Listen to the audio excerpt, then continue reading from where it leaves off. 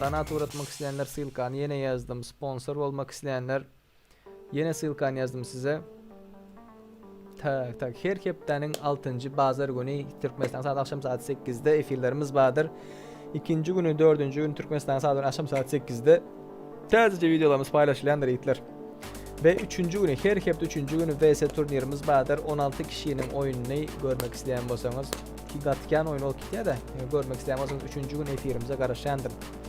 Her kili efirlerden, zatlardan, ondan bundan habersız kalmamızlığı için imo gruplarımızda Instagram grup zatıma sayfama alıp bilirsiniz onlar öldürüp kaçtı diye.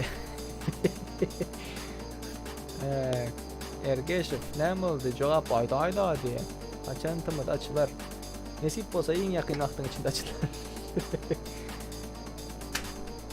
Tak patsani onda men yöredim. Seluyu paka bye bye özünüze kavuşturdum. İndiki efirlerde erkeği görüşen tek özünüze kavuşturdum. Ciao bye bye.